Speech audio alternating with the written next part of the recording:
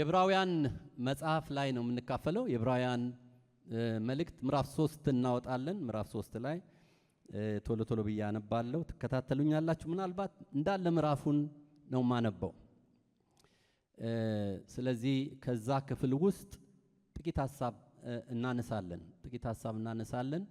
እሱን ነው ለማካፈል ወይም የምንካፈለው። በጌታ በኢየሱስ ስም አነባለሁ። እንደዚህ ይላል ዕብራውያን መልእክት ምዕራፍ 3 ቁጥር 1። ስለዚህ ከሰማያዊው ጥሪ ተካፋዮች የሆናችሁ ቅዱሳን ወንድሞች ሆይ የሃይማኖታችንን ሐዋርያና ሊቀ ካህናት ኢየሱስ ክርስቶስን ተመልከቱ። ሙሴ ደግሞ በቤቱ ሁሉ የታመነ እንደሆነ እርሱ ለሾመው የታመነ ነበረ። ቤትን የሚያዘጋጀው ከቤቱ ይልቅ የሚበልጥ ክብር እንዳለው መጠን እንዲሁ እርሱ ከሙሴ ይልቅ የሚበልጥ ክብር የተገባ ሆኖ ተቆጥሯልና። እያንዳንዱ ቤት በአንድ ሰው ተዘጋጅቷልና ሁሉን ያዘጋጀ ግን እግዚአብሔር ነው።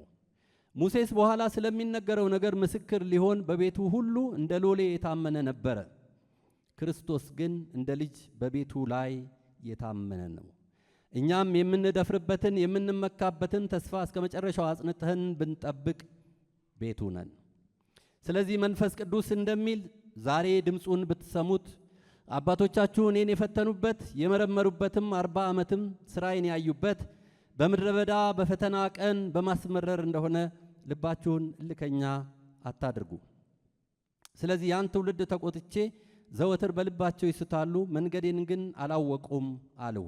እንዲሁ ወደ ረፍቴ አይገቡም ብዬ በቁጣዬ ማለሁ። ወንድሞች ሆይ ምናልባት ያው እግዚአብሔርን የሚያስክዳችሁ ክፉና የማያምን ልብ ከእናንተ በአንዳችሁ እንዳይኖር ተጠንቀቁ። ነገር ግን ከእናንተ ማንም በኃጢአት መታለል እልከኛ እንዳይሆን ዛሬ ተብሎ ሲጠራ ሳለ በእያንዳንዱ ቀን እርስ በርሳችሁ ተመካከሩ። የመጀመሪያ እምነታችንን እስከ መጨረሻው አጽንተን ብንጠብቅ የክርስቶስ ተካፋዮች ሆነናል እየተባለ ዛሬ ድምፁን ብትሰሙት በማስመረር እንደሆነ ልባችሁን እልከኛ አታድርጉ። ሰምተው ያስመረሩት እነማን ነበሩ? በሙሴ ተመርተው ከግብፅ የወጡ ሁሉ አይደሉምን? 40 ዓመትም የተቆጣባቸው እነማን ነበሩ? ሬሳቸው በምድረ በዳ የወደቀ ኃጢአትን ያደረጉት እነርሱ አይደሉምን? ካልታዘዙትም በቀር ወደ ረፍቱ እንዳይገቡ የማለባቸው እነማን ነበሩ? ባለማመናቸውም ጠንቅ ሊገቡ እንዳልተቻላቸው እናያለን ይላል።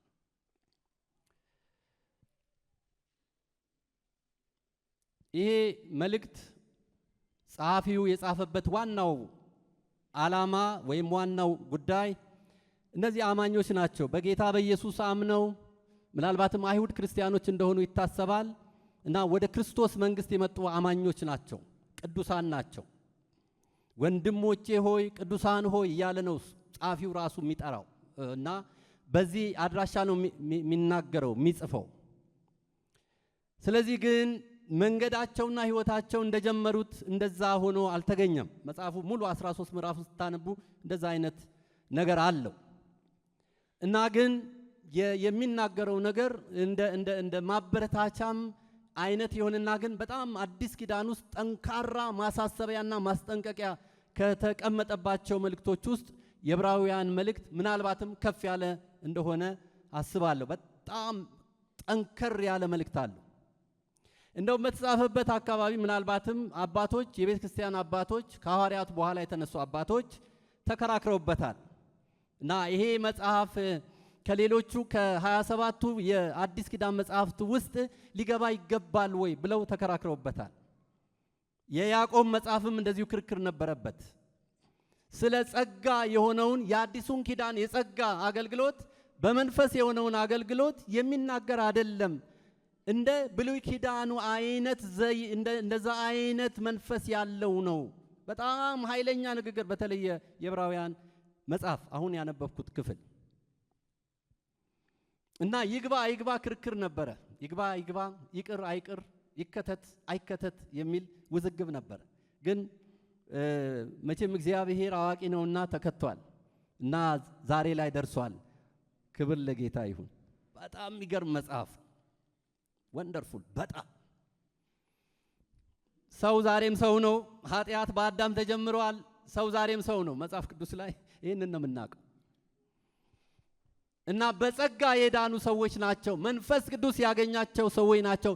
ከሰማይ ጥሪ ተካፋይ ሆነዋል። ኑ ግቡ፣ ጌታ ኢየሱስ ኑ የኔ ሁኑ ብሎ የጠራቸው ሰዎች ናቸው። ልክ እንደኔና እንደናንተ የጠራን ጌታ ክብር ይሁንለት። አሜን በሉ።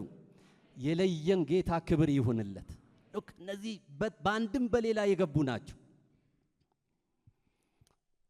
እና ነገር ግን እንደገቡት ግን እንደዚያው ሆነው አልዘለቁም። በጣም ያሳዝናል መጽሐፉና ሰውየው በጣም የጸሐፊው መንፈስ ልቡን ስታጠኑ የሚቆጭ የሚሰለሰል አይነት ጽሑፍ ነው። ራሱ ስሜቱ ይገባቸዋል። እንዴት እንደዚህ ሆነ?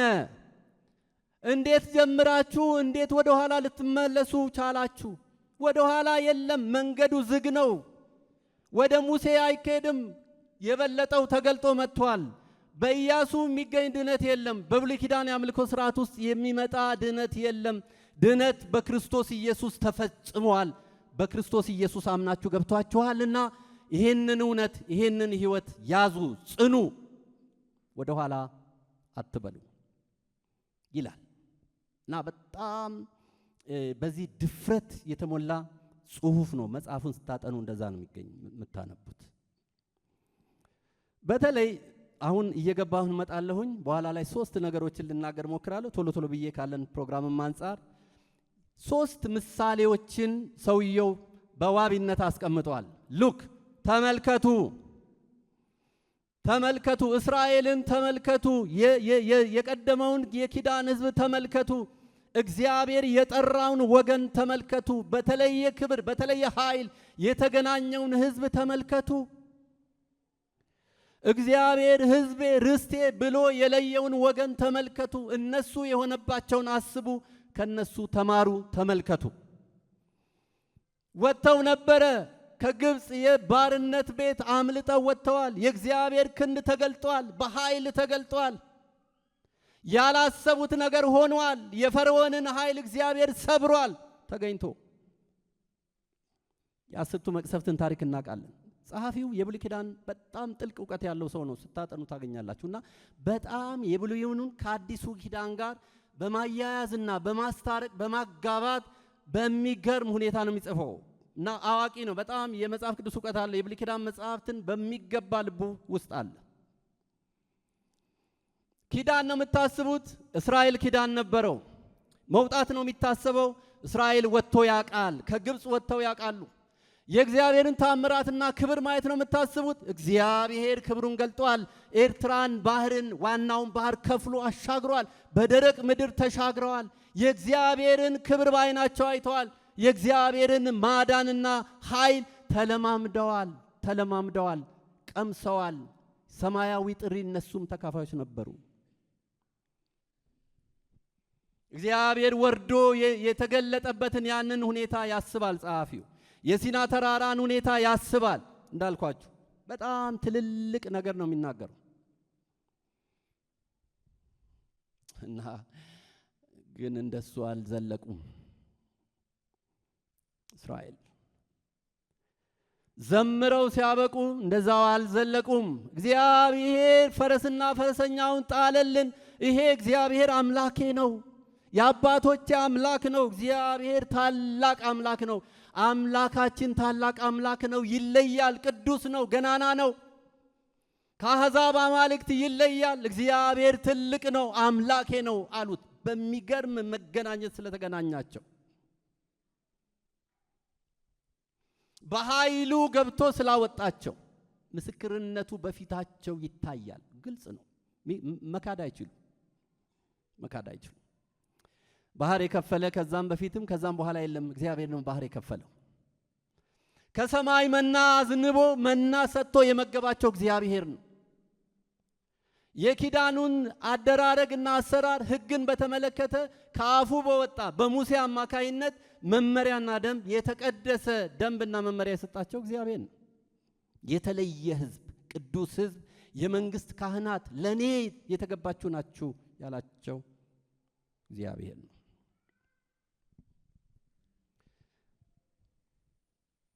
እና እንዴት ነው አሁን እንዴት ከኛ ጋር ይዛመዳል? በክርስቶስ የዳንኛ በጸጋ ያመለጥንኛ መንፈስ የወረደብንኛ ያ ሌላ ይሄ ሌላ። አንዳንድ ጊዜ እንደዚህ አይነት ያተረጓጉም ስተት አንዳንድ ጊዜ ይታያል። እግዚአብሔር ዘላለማዊ ባህሪውን መቼም ቢሆን አይለውጥም። እግዚአብሔር ጥንት ቅዱስ ነበረ፣ ዛሬም ቅዱስ ነው። እግዚአብሔር ቀድሞውንም በጽድቅ ይፈርዳል፣ ዛሬም ጻድቅ ፈራጅ ነው። እግዚአብሔር ቀድሞም የሚራራ የምሕረት አምላክ ነው፣ ዛሬም መሐሪና ሩህሩህ አምላክ ነው። አይለውጥም። ኔቨር አንድ ኢንች ወደ ኋላ አይልም። እኛንን ምንድን ለወጠው? ኦ ሃሌሉያ! እግዚአብሔር በዘላለም ማንነቱ ባህሪውን አይለውጥም። አሁን አንዳንድ ጊዜ በአዲስ ኪዳንን ያለ ነው። አረ የለም ምሕረት ተገልጧል። ልክ ነው። የከበረ ታላቅ ክብር ተገልጦ ታይቷል በጌታ በኢየሱስ በዚህ መስቀል ላይ በዋለው በሱ በኩል እግዚአብሔር ታላቅነቱን በጣም ገልጦ አሳይቷል። ቢሆንም ግን ባህሪው አይለወጥም። ትላንትም ፍቅር ነው፣ ዛሬም ፍቅር ነው።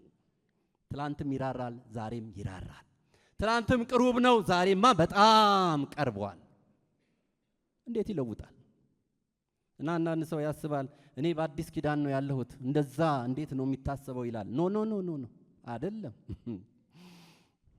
አይለወጥም፣ አይለወጥም። አንተ ግን ያ አንተ ነህ፣ አመታቶችህም አያረጁም ተብሏል። እና ይናገራል ጸሐፊው እስራኤልን ተመልከቱ፣ እስራኤልን አስቡ፣ እስራኤልን ተመልከቱ። እንዴት መተው ሲያበቁ እንዴት እንደተለወጡ ያስታውሳቸዋል።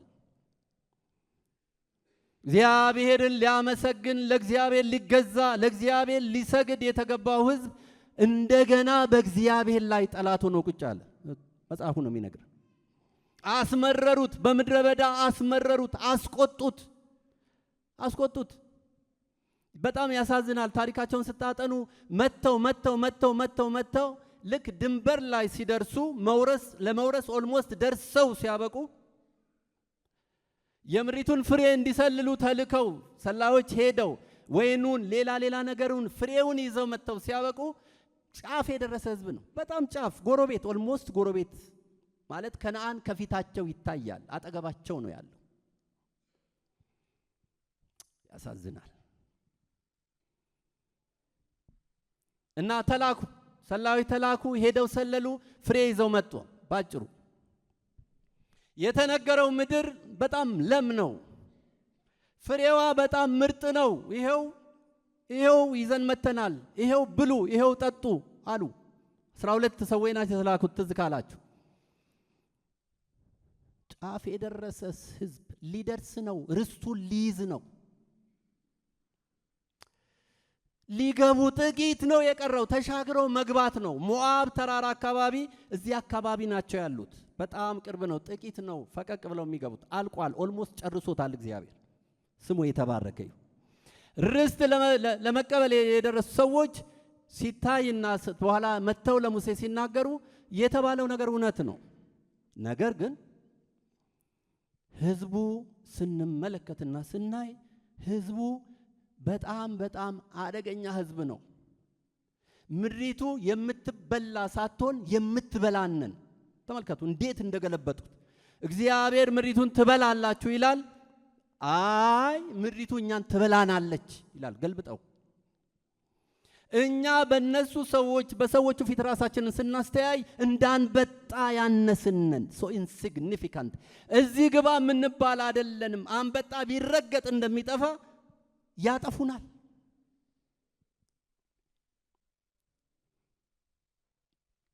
እግዚአብሔርን ሐዘን ማየት ትችላላችሁ።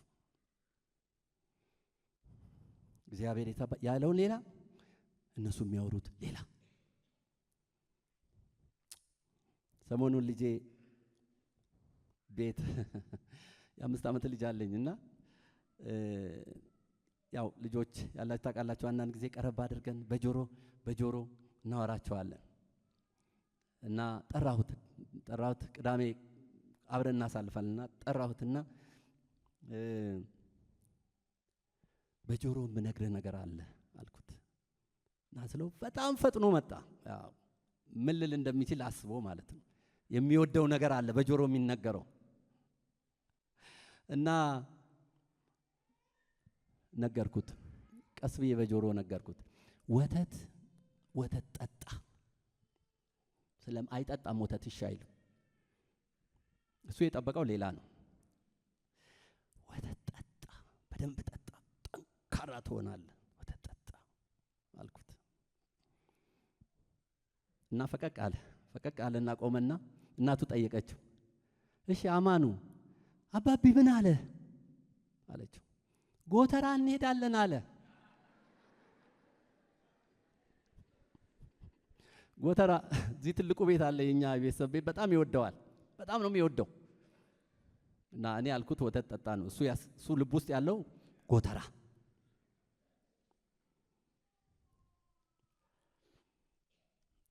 እና እንደዛ ነው የእስራኤል ነገር፣ እንደዛ ነው። ግቡ ትወርሳላችሁ አለ እግዚአብሔር። እነሱ አንገባም፣ እንዲያውም ግብጽ ይሻለናል። ታውቃላችሁ፣ በጣም የሚያሳዝን ታሪክ የእስራኤል። ግብጽ ይሻለናል። የሙሴ ላይ ሲነሱ ግብጽ የሚበላ የግብጽ ሜኑ ሁሉ ከፊታቸው ያለ ይመስለኛል። የግብጽ ሜኑ ማለት ነው። አንበጣነን፣ አረ ግድ የለም። ሁለት ሰው ካሌብና ኢያሱ ሁለቱ ናቸው የቆሙት። የቀሩት በሙሉ ህዝቡን እንደውም አነሳስተው እንደውም በኋላ ወደ ግብጽ ካሌን ተብሎ መሪዎች እንዲመረጡ አድርገው ወደ ኋላ ለመመለስ ተነሱ። ጸሐፊው ይሄንን ሁሉ ከቶ ነው ባጭር በጣም አጠር ባለ ሰመሪ የሚያስቀምጠው። ለመውረስ የተጠራ ህዝብ እንደገና ወደ ኋላ አለ። ቃል ኪዳን የተገባለት ህዝብ ቃል ኪዳን እንደሌለው ህዝብ ሆነ። ሊወርስ የሚገባውን ምድር እንዳይወርስ ሆነ። በምን ምክንያት? ባለማመን። በምን ምክንያት? በልበ እልህኝነት። እምቢ። የሰው ልብ በጣም ያው መጽሐፉ ነው የሚለው በጣም ክፉ ነው። የሰራዊት ጌታ እግዚአብሔር የኔና የናንተን ልብ የተሰበረ ልብ ያድርግልን።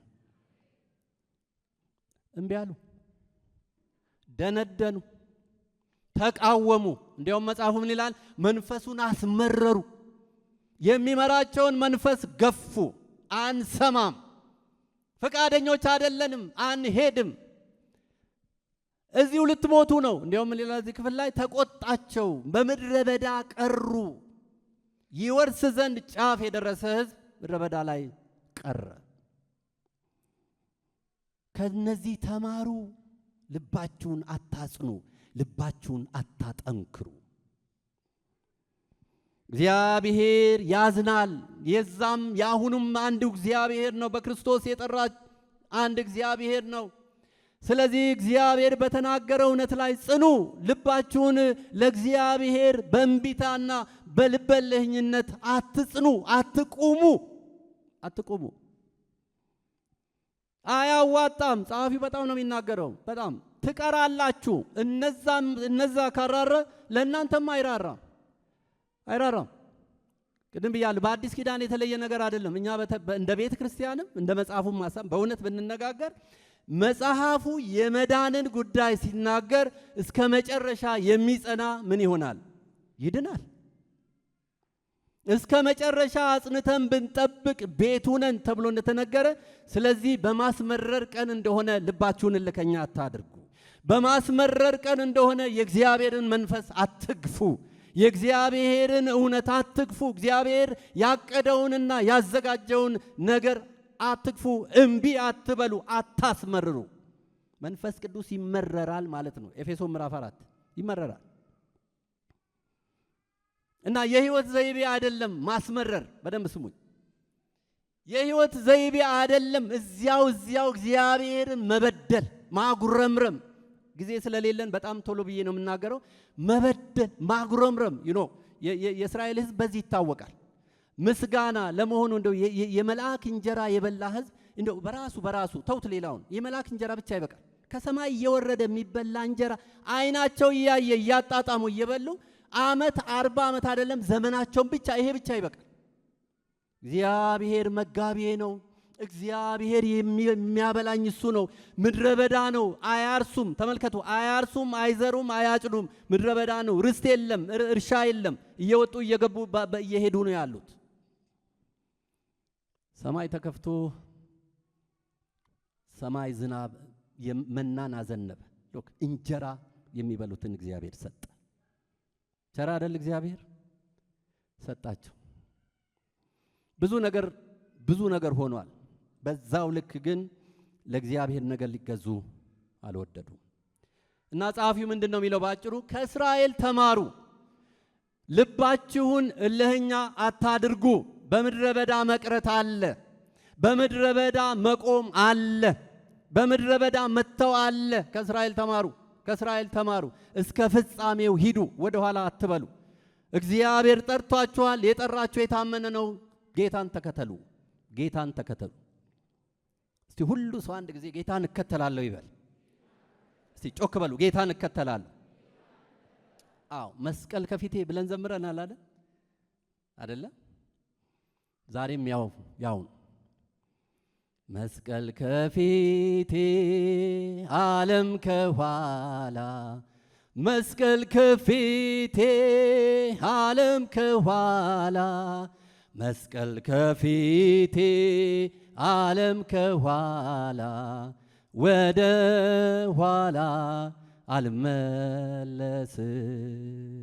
መስቀል ከፊቴ ዓለም ከኋላ፣ መስቀል ከፊቴ ዓለም ከኋላ፣ መስቀል ከፊቴ ዓለም ከኋላ፣ ወደ ኋላ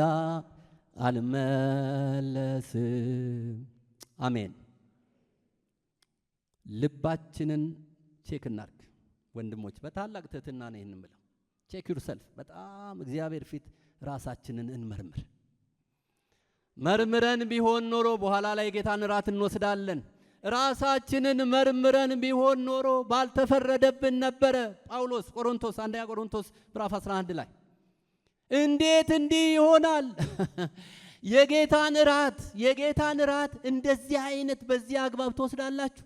በዚህ አይነት እየሰከሩ ነው የሚወስዱት። ክፍሉ በደንብ ነው የሚናገሩ። እየሰከሩ ቺርስ እያሉ ማለት ነው። በጌታ በኢየሱስ ማይ ጉድነስ! እንዴት አይነት ልብ ነው!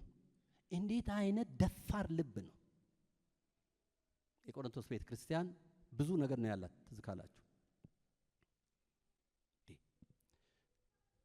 አረ እንደዚህ አይደለም። አረ የመስቀሉ ጉዳይ እንደዚህ አይደለም። የሞተው የተሰቀለው ክርስቶስ እንደዚህ አይደለም። የሚፈራ አምላክ ነው። የሚከበር አምላክ ነው። የተከፈለው ዋጋ ከፍ ያለ ነው። በጣም ውድ ነው። ስለ ኃጢአታችን የፈሰሰ ደም ነው።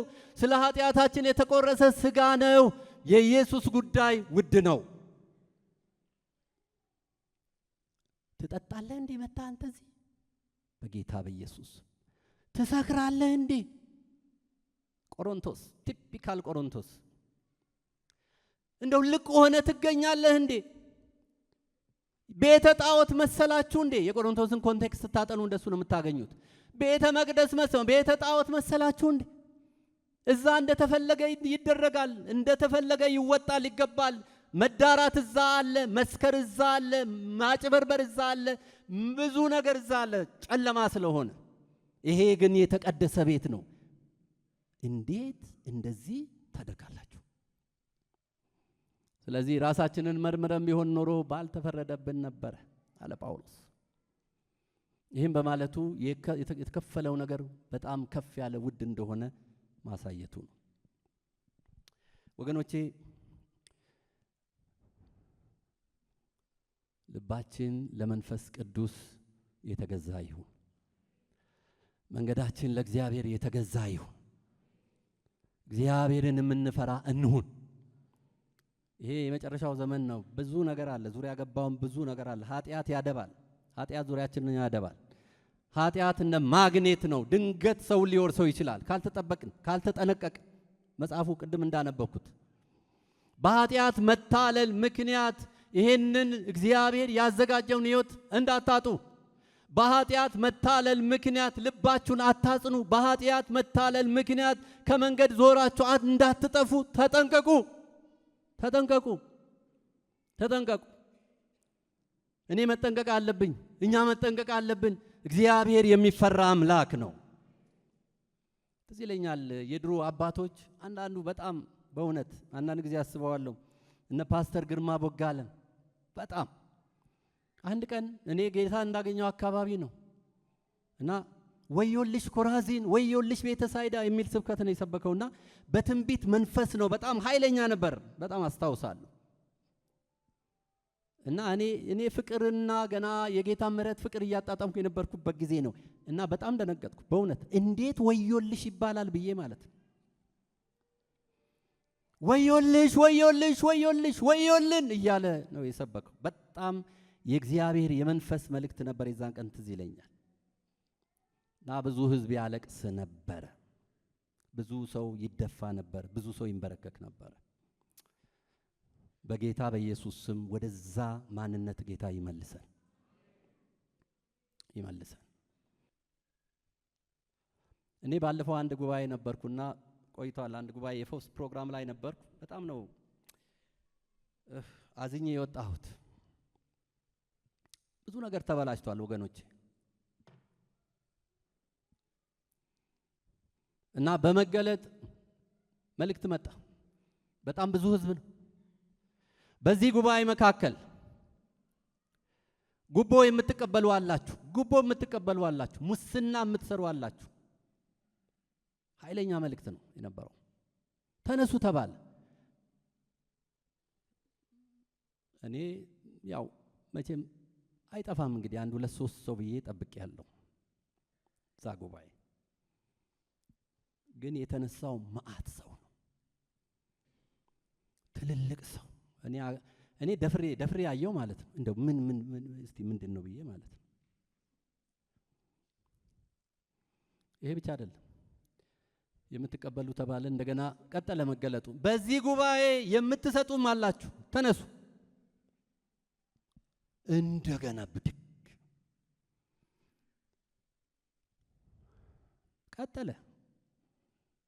በዚህ ጉባኤ ትዳር ያላችሁ በዝሙት የምትሄዱ አላችሁ፣ የምታመነዝሩ አላችሁ፣ ተነሱ። ብድግ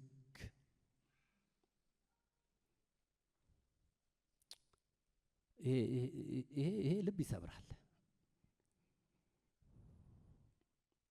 እየዘመርን ልክ እያመለክን ወደ እግዚአብሔር እየጮህን ጸሎት እያደረግን የእግዚአብሔር መፈራት ወዴት ነው? እግዚአብሔርን ማወቅ ወዴት ነው? እግዚአብሔርን ማምለክ ወዴት ነው? ወዴት ነው ወገኖች? ይሄኛው እዛ ነው። ጣዖት ቤት የጣዖት አምልኮ ቢሆን ማንም ይወቅስም፣ ምንም ነገር የለም፣ የተለመደ ስለሆነ ማለት ነው። ይሄ ግን ቅዱስ ቤት ነው፣ የጠራንም ቅዱስ ነው። እግዚአብሔር ልባችንን ይስበረው። አሜን በሉ። እግዚአብሔር ልባችንን ይስበረው። መደንገጥ ወደ ልባችን ይግባ። ትላንት ስላወቀን ዛሬ ነው ማለት አይቻልም። ይኸውላችሁ የሕዝቅኤል መጽሐፍ ትላንት የጻድቅ የነበረ ሰው፣ ትላንት በጣም ጌታን ይከተል የነበረ ሰው የትላንቱ ጽድቅ ትላንት ላይ አበቃ። ዛሬ በዛ ውስጥ ባይገኝ እንደ ማንኛውም ተራ ሰው ይቆጠራል። የሕዝቅኤል መጽሐፍ የሚለው ይሄን ዋስትና አይሆንም። የትላንት ኢዝ ኦቨር፣ አለቀ፣ አበቃ።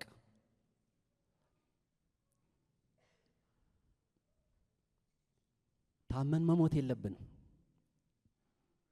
እግዚአብሔርን ከመከተል መመለስ የለብንም። የዕብራውያን ጻፊ የሚለው ይሄን ነው። ተጠንቀቁ፣ ተጠንቀቁ፣ ተጠንቀቁ፣ ተጠንቀቁ። እርምጃህን ጠብቅ፣ ተጠንቀቅ። ልብህን ጠብቅ፣ ተጠንቀቅ። አካሄድህን ተመልከት፣ ተጠንቀቅ። የ40 ዓመትና የ30 ዓመት የ20 ዓመት ታሪክ አያዋጣም። ዛሬ ነው። ተጠንቀቅ፣ ተጠንቀቅ፣ ተጠንቀቅ። በጸጋ ታገለግላለህ፣ ተጠንቀቅ። ዋስትና አይደለም ጸጋ። ብዙ ጸሎት ትጸልያለህ፣ ተጠንቀቅ፣ ተጠንቀቅ። እግዚአብሔር ልብንና ኩላሊትን ይመዝናል፣ ተጠንቀቅ። ይሄ የእግዚአብሔር ቤት ነው። እንዴት እንደሚያደርግ እሱ ያውቃል። ዛሬ መመለስ አለብን። ተጠንቀቅ። ባለቤቱ ያያል። ባለቤት እንደሌለው ቤት መሆን አንችልም። በፍጹም መሆን አንችልም። በኢየሱስ ክርስቶስ ስም የልብ ለውጥ ጌታ ያርግልን። የማይገባ አካሄድ ይመልሰን። እያወቅን አንዳንድ ሰው እያወቀ ነው የሚደገም። እኔ ትምህርት ቤት ሲደገም ነው ማቀው። በህይወት መስመር ላይ መድገም አስቸጋሪ። አንደኛ ክፍል ዛሬም ነገም ተነጎዳም ሁለተኛ ክፍል ሶስተኛ ክፍል አራት መድገም እዛ ነው። በህይወት አዙሪት ውስጥ እንደ መሳፍንት ዘመን እንዴት ነው የምንደግመው ወገኔ? እንዴት እንደግማለን? ለምን አንሸነፍም? ለምን ልባችንን ለጌታ አንሰብርም? ለምን ራሳችንን አናዋርድም? the same person ተመሳሳይ ሰው የዛሬ ዓመት ያው ሰው የዛሬም ያው ሰው የማይለወጥ በኢየሱስ ስም ይህን ድንጋይ ልብ እግዚአብሔር ያቅልጠው። ኧረ እንፍራ። አለ የሚያይ አለ የሚመዝን አለ የሚመጣ። ተጠንቀቂ። እኔ መጠንቀቅ አለብኝ። እንጠንቀቅ፣ እንፍራ፣ እግዚአብሔርን እንፍራ። ገንዘቡ እግዚአብሔርን መፍራት፣ እግዚአብሔርን ማወቅ፣ እግዚአብሔርን መከተል ነው። እንፍራው፣ እንንቀጥቀጥ። ሐዋርያው ጳውሎስ በመፍራትና በመንቀጥቀጥ መዳናችሁን ፈጽሙ ፊልጵስዩስ ላይ ድናችኋል፣ ኢየሱስን አግኝታችኋል፣ እሰይ እልል ደስ ይላል። ነገር ግን አላለቀም። መንገድ ላይ ናችሁ። በመፍራትና በመንቀጥቀጥ መዳናችሁን ፈጽሙ። አላለቀም። መንገድ ላይ ናችሁ። አላለቀም፣ አልተጨረሰም። ጉዞ ላይ ናችሁ። በመፍራትና በመንቀጥቀጥ መዳናችሁን ፈጽሙ። እስራኤል በዚህ መንገድ ጸሐፊው በብዙ ሐዘን ነው የሚጽፈው።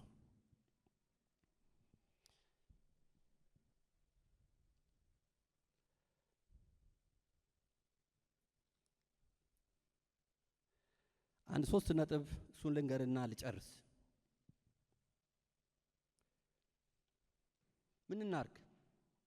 መጽሐፉ የሚለው ደጋግሜ አንስቼዋለሁ። አንደኛ ከልብ ያለህኝነት ራሳችንን እንጠብቅ። ነምበር 1 ልብ ያለህኝነት አይጠቅምም፣ አደገኛ ነው፣ ያጠፋናል። እንጠብቅ። እነሱ የተባሉት እንደሱ ስለሆነ ልብ ያለህኞች ናቸው፣ እንደነሱ አትሁኑ።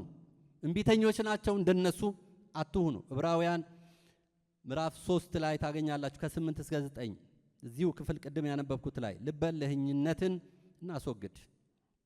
ተጠራጣሪ፣ አጉረምራሚ፣ በኃጢአት መታለል እንደነዚህ አይነት ነገሮች ወደ ልብን ያጸናሉ፣ ልብ ያለህኝነትን ይወልዳል። ምንም ጥያቄ የለውም፣ ይወልዳል። የጠነከረ ልብ ለእግዚአብሔር ነገር ከሬዳሽ ሴንሲቲቭ አይደለም።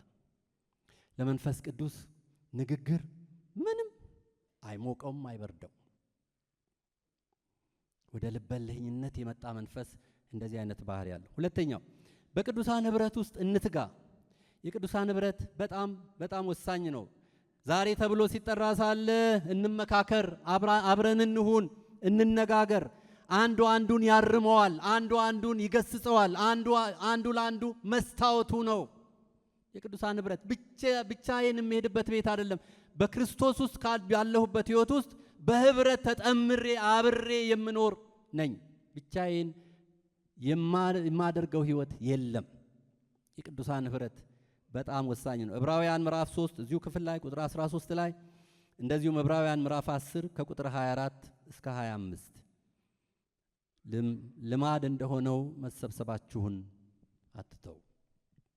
3 ትኩረታችን ዘወትር ኢየሱስ ላይ ይሁን። ኢየሱስ ትኩረታችን ይሁን።